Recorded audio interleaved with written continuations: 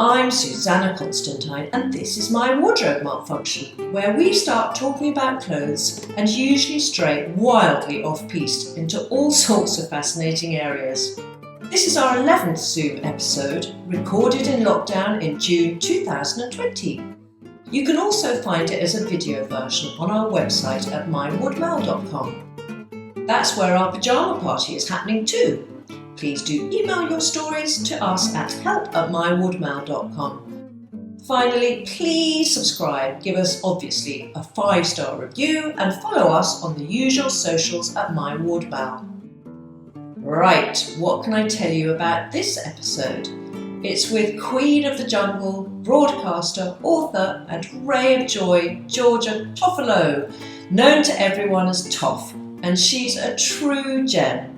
So, let's grab the handles, open my wardrobe doors and find out what's inside.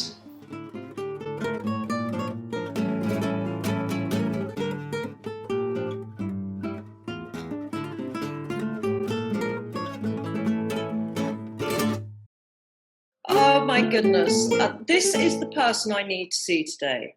And this person is it Georgia? I only know you as Toff. Is it Georgia Toffolo? Yeah, Georgia Toffolo. Everyone just thinks my first name's Toff, so go with that. I know it is. I mean, you have become a one-word person. That is quite legendary. What, like Beyonce? Yeah, like Beyonce or Prince. Or I like the really low-end Z-list version. And then we got Toff. And I have to say, I'm just so happy to see you because you have, you know, from what I've seen of you on TV, and we all, you know, my kids watch Made in Chelsea obsessively, and I'm like kind of dragged into it, and then I started to really enjoy it. And every time you appeared, I felt joy. Oh, and you have that effect on people, and I woke up this morning just feeling really like down actually, and I just thought, oh thank God I'm going to be chatting to Toffolo, because if anyone can cheer me up, it's going to be you. You are divine. Thank you. I've been very excited too. Oh my sweetheart. So how's it all been? I mean, how have you kept your pecker up? God, it's been weird. I got a puppy about a month before this all happened, so he's got me through. He actually kept me up all night. He hasn't been very well. It's the first time. He's been a bit unwell, so I had the vet out last night. He seems to be all right. Earwigging on our conversation. But yeah, so I think without my doggy, I don't know what I would have done, to be honest. It gives me purpose. What make is he? Oh, God knows. He's meant to be a King Charles Cavalier, but he's got supermodel long legs. Yeah. And his snout is quite long. And he's so athletic. So I think he might be crossed with a Cocker Spaniel, but I quite like that. I don't know. But exactly. I swabbed his cheek a couple of weeks ago and it's been sent off to Denmark. So I'm going to know next week. What, to see if he's got COVID? No, to see what breed he is. Oh, I can't believe you've actually done that, Toff. I know, because I've been embracing not knowing. And actually, when I'm in the park and I'm trying to say that it's a King Charles Cavalier, I'm sick of everyone looking at me like I'm mad. Yeah. So I'm going to say, look, it's written down in black and white. Your bedroom is so gorgeous. Oh, thank you. I've actually, because I didn't wake up that long ago, I just threw everything off the side of the bed like you used to at boarding school, so no one can see it. But yeah, it's lovely. Thank you. Yeah. I like it. It's pink. Oh, it's gorgeous. Like in your past, have you had moments when you struggled, because you have this persona of being incredibly sweet, upbeat, but have you always been like that? Yeah, my nature is very, I am very positive. I think the one thing that, looking back, the one thing that really has kind of plagued my confidence and my positivity is my skin. I've really struggled with acne for a really long time. Really? And I think, it's been You're really kidding. struggled. Come close to the... So I've had a bit of a breakout. I put my makeup really badly. I was in a bit of a rush. And I'm like, you got up 10 minutes ago. Yeah, so here and here. God, but it moves. Yeah, it's weird. I kind of thought that, now that I'm 25, I probably should have got rid of it and it should have just gone away, but it just always comes back. I think it started when I was on Made in Chelsea. I became a pro at covering up. So no one, and not even, just with makeup, it was the way that I style my hair, the way that I do the camera angles, all of that. And then when I went in the jungle, as I know you know, you just have to be yourself. And it was quite a journey for me to be like, right, you know what, sod it. I've got a few spots. People won't like me any less. Exactly right. But yeah, so that's probably the one thing that gets me down. It used to be terrible, and I used to not want to do any work and not want to get outside the house. And now I just think, well, everyone knows I've got a few spots, so whatever. So what? But did you ever get bullied for it? Yeah, I did quite badly when I was 13, but then my parents were really good. They moved me very quickly, and then I was really, really happy at the next school. No one really said anything. Trini had the same thing. She was plagued by acne, and yes, it really, and as a consequence for her, it was like this obsession with her skin and doing everything she possibly could. And I'll never forget, she did this laser treatment.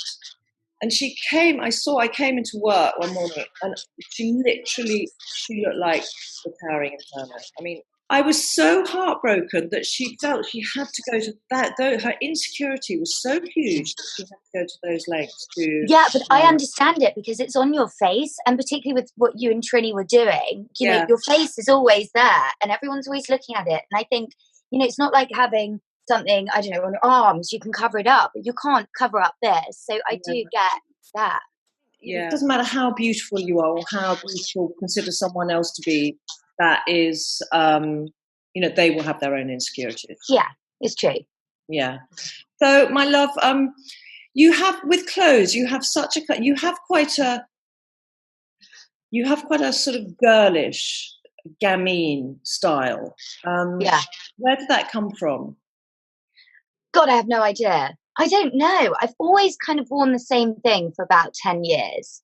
And I think it's like, my friends describe it as a bit granny chic. No. You know? Yeah, it is a little bit. Some things I wear are quite like fun and flirty, but you know, maybe you could see a granny wearing them.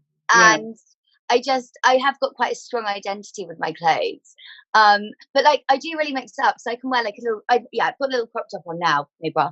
And a little like, good tits, hat. I can wear that. Yeah. And then I can wear, you know, like a Zara tweed two-piece, like very Chanel vibes, and kind of pull both off. It's very girly and feminine. Yeah, which I think that suits your personality. Because what I loved about you and the way you do dress is that you don't particularly follow fashion. Yeah, completely. You dress for you. I think you, and get me, I'm presuming here, but I think you're the kind of person who wakes up in the morning and you dress on your emotions. You dress to make yourself feel better if you wake up feeling shit. Yeah, it's so true. It's so true. It's really not trend led. You nailed it there. You know, I shy away from trends. I just think, you know, good skinny jean, a good flare. I know what works. Little mini skirts, little nipped in cardies, and my Chanel ballet pumps. You know, it works. And I will probably wear that forever. I hope so. Yeah. So do you always do you mix kind of designer and high street? Yeah, I mean, mostly high street, if I'm honest. But I've got a few pieces. I think I've just started getting a really lovely handbag collection together, and I have to really stop myself because I love shopping. And I think I get a lot more bang for my buck with buying handbags, not clothes, because I'm quite petite and all the high street brands fit me really well. So I don't need to spend that much money on the clothes. Yeah. But I love mixing. Yeah, and I think also when you're young, you don't have to spend money on clothes. And I think you're absolutely right, because by buying really beautiful accessories, they are an investment. You're always going to be able to use them. Yes. And clothes at your age and with your gorgeous figure, doesn't matter what you wear, it's going to look good. Yeah, so, I think, if I look hard enough, there's always something. I just love falling through. Like me, I buy less, but what I buy is much more expensive. Yeah. So, do you have anything, you know, on your insecure days, Toff, do you have anything like sort of security blanket? I bet you do. I bet you have something which keeps you cozy, makes you feel kind of embraced and warm. Yeah, I think the one for me, I mean, so I've got like, in the summer, you know, if you're feeling a bit, I don't know, time of the month or whatever, and I want to cover up, I want to feel really lovely. And it's like, I don't know how to describe it. It's like a kimono thing, but really fitted. Long sleeves, and I'll wear a little pair of denim shorts or a pair of jeans underneath, and it will go down right to my ankle. And just that shape really elongates me because I'm little. And I love moving around in it. And then for the winter, I've got a cashmere version. So it's a little bit, it's not as tight fitting, but it's cream. It's from Peel, and it just covers up everything and lengthens me. And I think those two are the security blankets that I do just keep on going back to. Yeah. How tall are you? 5'3". Oh, okay. You are petite. And what size are you? Like a 6? Yeah, I'm a 6 here, and Yeah. then I'm an 8 around my bottom. Okay. So Yeah. what shape would you say you were? Stand up. Let me have a look. I don't know whether. Oh, I'm mortified. I've got on my leggings. That's all right. Me too. Look. I love it. Yeah, we've got them on. Yeah. Yeah, I don't know, because I do go out there. Not really. God, you've got such a good arse. Oh, thank you. Because I put on a bit of weight recently, but I'm liking it. But do you work out a lot? No. I should really. I was really, really athletic when I was younger. When I first moved to London when I was 18, I was fit as a fiddle, and I was very boyish. You know, didn't have any tits really, straight down. And then I think, you know, I started going out, like I just had pizza for breakfast, stuff like that. And actually, it's quite nice to feel a bit more womanly now. Yeah. You got a great figure, absolute perfection. Thank you. Just perfection. And my love, so when you started Made in Chelsea, you basically went from 0 to becoming very well known. And for someone of your age, how old were you? Like 22 when that? No, I was 18. Shit, were you really? Yeah, it was a couple of months before my 19th birthday. I was really young. I was the youngest by a long way. How did you cope with that sudden fame? I don't know. I was mortified because it really wasn't part of the plan. I moved up to London from Devon, and Dad said to me, "You've got to go and get a bloody job. You know, don't be lazy. This is the plan. You've chosen to take your gap here in London. Go and work." And I started nannying. You chose your gap here in London. Yeah. That's hilarious. Yeah. I know. Okay. I just didn't want to go Whoa. Yeah, I just really wanted to be in London because I come from a small town in Devon. But that's so, can I just quickly say, sorry to interrupt, I've just written another novel, second novel, and it is, it's like it's your story. This is so weird. She moved from Scotland, this girl, Esme, she moves from Scotland and goes to London and does exactly what you're doing. I'm going to send it to you. Carry on. Please do, please. I would love to read that. Yeah. Yes, so I moved up and then I was nannying and I thought, well, I needed to earn a bit more money, and they asked me to go on Made in Chelsea. And I was meant to be going. How did they find you? How did they find you? I was just on the scene. I was like a little bright young spark going to raffles and 151, and I think they thought, well, she'll do for an episode. And it just worked, and I really enjoyed it. And in the back of my mind, I didn't really tell my parents until the week before, because there was a 6-week delay between filming and it going on the telly. And my parents were like, what on earth have you done? You're never going to have your career that you've worked so hard for. Yeah, because you were trained to be a lawyer, didn't you? You studied to be a lawyer. Yeah, well, no, I was about to start. So I said, don't worry about it, guys. I can do university and Made in Chelsea. And obviously I just didn't go to any lectures. And it's worked out so well. But, God, it wasn't part of the plan. Wow. And but how did you cope with that? Were you sort of like, I think, because you're always so much, you are yourself. You never claim to be anybody else. You think that helped you? Yeah, definitely it did. And I think I also wasn't gagging for storylines. And I think when you get yourself in a position like that, you can show so much of your life that can be quite damaging. And I figured that out quite early on. I never really dated on camera. I keep my private life incredibly private. And I think that's okay to straddle both camps. You know, I'm a very public person, but I'm not public property. Yeah, and I think that really helped me to guard myself. And I think also to be able to start as young as I did and still, 7 years later, I feel healthy and happy about being in the public eye because I haven't given everything. Yeah, it's very smart to have done that. And it also shows great maturity because so many, one thing that looking back with Trini and I'm so grateful that we had our success later, when we were in our 30s, because it would have been a very different story. And also I think if you're a person who is in the public eye, it's how you put yourself out there. So if you can be Beyonce and walk down the street and no one will notice you if you're not giving out that vibe. Yeah, it's true. But if you are, then you're going to get hassled. Yeah, I agree. But also, there have been points at where it has been exhausting trying to guard, the people around me and my private relationships. And I look at other people in a similar position to me and I think, God, I actually want to just be honest and say what's going on. But then I take a step back and I'm like, no, this is your thing. Yeah. Keep it a little bit for me. Yeah. Because you must have, I mean, your kind of allegiance to the Tory party and to Boris, and you are known as Boris in a bikini after the Yeah.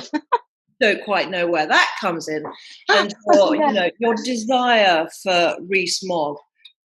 That's already it's so almost un-PC to be a Tory, Yeah. isn't it? Yeah, and it really, really is. And I made a bit of a pact with myself. This kind of, it was in the year leading up to going in the jungle. I want to be as authentic as I can be. And I think there are a lot of people in the public eye who are like, oh, no, I'm not getting involved in that. But I just think if you want to like someone, I get a lot of tweets saying, I can't believe I like Georgia Toffolo and she's a Tory. I love that because I'm like, at least I'm bloody honest. I'm not, I'm not trying to be a fictional character.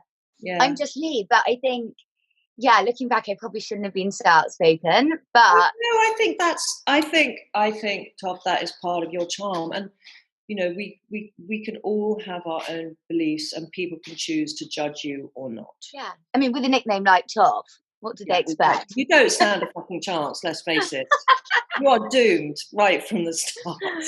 So bad. So how did life change after winning the jungle? It was insane. It was like, because when I went in there, I thought that everyone would just really dislike me. And I kind of got through every day thinking, well, I'm the young one. That's why I'm getting through. And then I got to the final. I was like, this is bizarre. And then I came out, and it was the way that people behaved towards me I really didn't like. It was as though I was, so far above everyone else. And they were treating me as though I was this precious thing. I was like, literally, I'm really relaxed. Yeah. And I think I had a taste of it before with Made in Chelsea, but it's next level, You can't really compare the two TV programmes. You're getting like 20 times more viewers in the jungle. Yeah, I did go out first though, and you won. Slight We just both ends of the spectrum. Yeah, exactly. What year did you do it? Oh, fuck, I can't remember. I really can't. I think it was about 7 years ago. Yeah, I thought so. I genuinely can't remember. I did kind of love it, but I can imagine. I know exactly. Well, I don't. Yeah, I do know what you mean. It's kind of, it makes you feel vulnerable. I would imagine, to feel that you're being treated to everyone else. Yeah, that was it. And I just love, like, there are sides of my personality. I'm just bloody normal.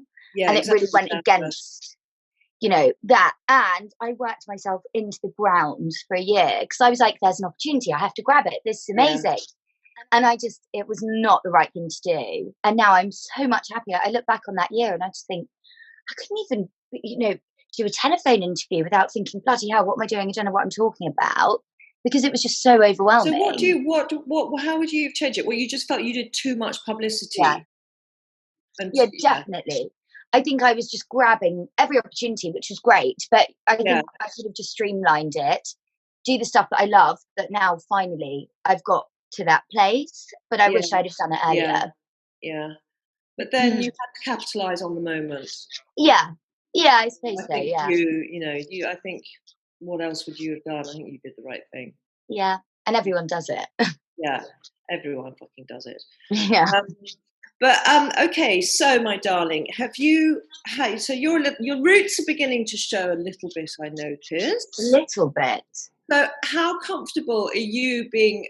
Do people think of you as like sort of Reese Witherspoon, ditzy blonde? And she so isn't that at all. Yes. Smart woman, which you are too. But do you ever get thought of as a ditzy blonde? All the time. And I've just spent my whole TV career trying to show that I'm not. And actually, sometimes it's fine to go with the ditzy blonde thing. I don't have to go out and prove to everyone that I've got a brain. Yeah, but also I think you can use that to your advantage. Oh, yeah. Yeah. It's kind of like having an alter ego, because underneath you are super smart. And that's like your secret weapon. You put yourself out as being this ditzy blonde, and then you can nail them with a comment and, those brain cells that you've got. Yeah, and I think it's okay to be a bit of both, because I think I am a bit scatty and, always in the Daily Mail comments, like airhead. And I'm like, maybe you're right, kind of. But at the same time, I can be multi-dimensional and surprise people, which I think is cool. And I also am a real advocate for, you know, like when I was in the jungle prancing around in a bikini with my long blonde hair that I had then, and then sitting down with Stanley and talking, you know, about political ideology. And I think that's a really cool thing to be, particularly when loads of young girls look at me. I think you can do both. Absolutely right. Absolutely right. So, darling, what's have you ever had? This is called My Wardrobe Malfunction, and I imagine you've had a few. Okay, what has been your worst wardrobe malfunction? I think it's got to be. I was in LA covering the Oscars for This Morning, and it was my big moment. What, darling? Which TV show? Which channel? Oh, This Morning. Fantastic. But ITV, it was amazing. It was like a massive mega job, and I was wearing this Alexandra. Is it Alessandra Rich or Rich? Alexandra Rich. Right. So it's crossed over here. It was so beautiful, and it had these beautiful cream arms, and there was a bit of shoulder showing. And we'd been up all night because of the time difference with the UK. And I was so tired. And right at the end of the shot, I punched my arms in the air, and both of the arms just came off. Both of them, of this like $4,000 rented dress. It was so bad. Was that on camera? Did it happen all on camera? Yeah, all on camera. I've got to try and find that. That's so good. It was very funny. And then I got back to London. We had to return it to this dress rental company. My poor assistant sat there going, I know it'll be okay. I'm sure I can get them back on. Oh my goodness. That's when it's a kind of public one and on television, that's pretty bad. But you know, you just got to go with the flow, haven't you? I thought it was really funny. Yeah, exactly. Who cares? It's just clothes. So my darling, what's next for you? What are your kind of aspirations? I think the big one for me is my writing. Okay. I really love it. And I have been writing fiction for the first time.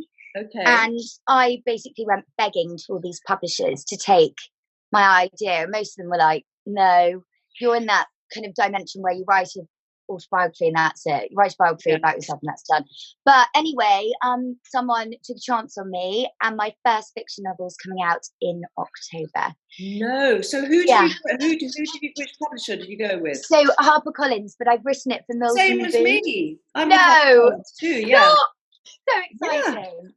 So Yeah. I'll have to send you a copy of mine. It's called Meet Me in London, and it's just about millennial friendships and love. But because it's Mills and Boon, do you know Mills and Boon?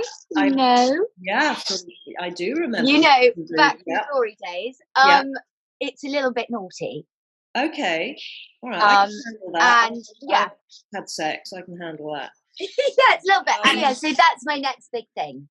Good for you. And that's, you know, what's the beauty of that? Because I discovered, I've always written, but just writing fiction is, I get such a sense of liberty and freedom from doing it. And the fact that, and I think when you've done shows like you've done and you're surrounded by people constantly, it's the one thing that is yours. Yeah, without the massive crew that mostly they do all the heavy lifting normally. Exactly, yeah. Yeah, perhaps that's why I'm so excited. I just hope it's not a bloody flop. I think it's brilliant. But maybe.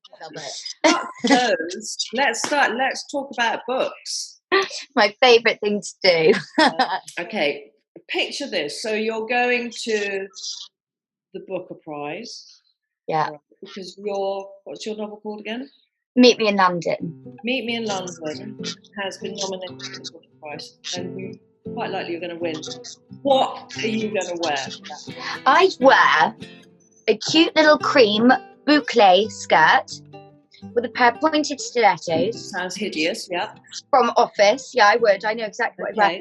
And I'd wear a cardigan tucked in with pearl buttons from Zara with a headband.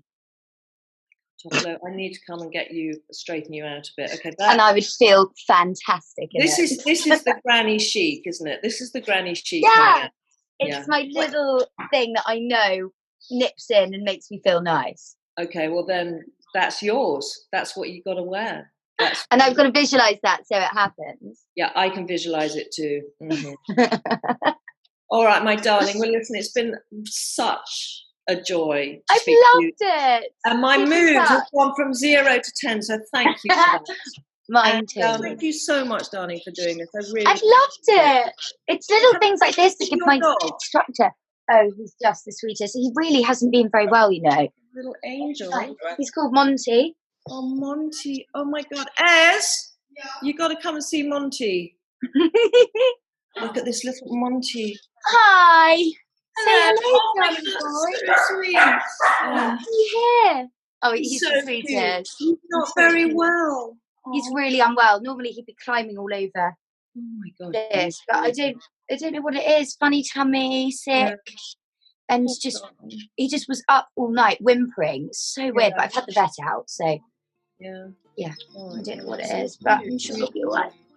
All right, my gorgeous doll. Well, listen, you have a lovely day, darling, and thank you. And It was wonderful. my gorgeous, thank you.